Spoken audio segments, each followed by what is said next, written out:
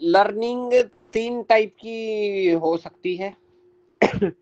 एक है आपका ई लर्निंग, यानी कि इलेक्ट्रॉनिक लर्निंग, जैसे हम लोग पढ़ रहे हैं।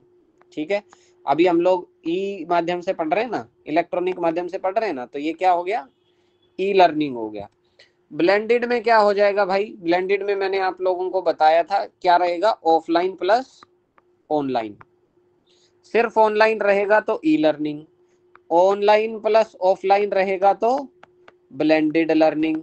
और डिस्टेंस लर्निंग भी बताया था मैंने आपको। डिस्टेंस लर्निंग कौन सी होती है, जैसे आप मान लो किसी भी ओपन यूनिवर्सिटी से पढ़ते हो, इग्नू से पढ़ लो, यूओयू से पढ़ लो, तो वो क्या करते हैं, बुक्स आपको भेज देते हैं आपके घर पे, और उन बुक्स को पढ़ करके आप एग्जाम देने जाते हो, पास पूस हो जाते हो। ठीक है, तो वो कौन सी लर्निंग है, डिस्टेंस लर्निंग है।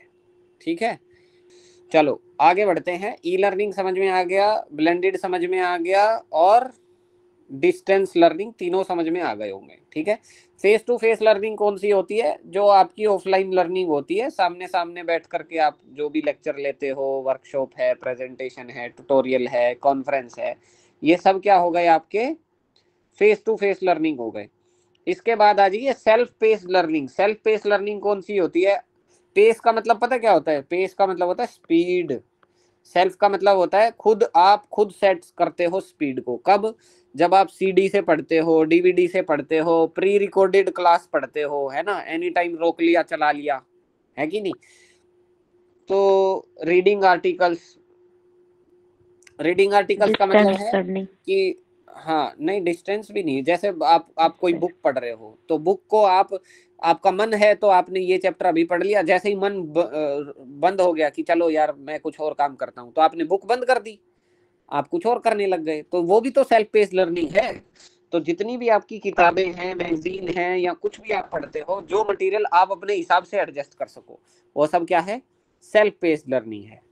ठीक है, तो किताबें पढ़ना भी सेल्फ पेस लर्निंग में आएगा।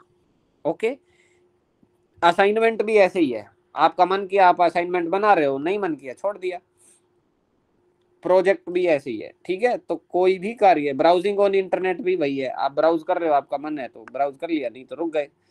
ठीक है, लेकिन it is different from face to face learning. अभी मान लो मैं लेक्चर ले रहा हूँ ई लर्निंग में, तो इस समय आप लोग क्या है, सेल्फ पेस नहीं है ना, मेरी स्पीड से चलोगे ना, है कि नहीं। हाँ, ओके आगे बढ़ते हैं। Online collaborative learning. तो ऑनलाइन कोलैबोरेटिव में क्या होता है, कोलैबोरेशन का मतलब है कि यहाँ पर और लोग भी आ गए। तो जैसे अब लर्नर्स और फैकल्टी मेंबर्स दोनों एक जगह पर जहां जुड़ जाए, तो वो क्या है, ऑनलाइन कोलैबोरेटिव लर्निंग। तो अब हम लोग भी ऑनलाइन कोलैबोरेशन में ही हैं, है कि नहीं।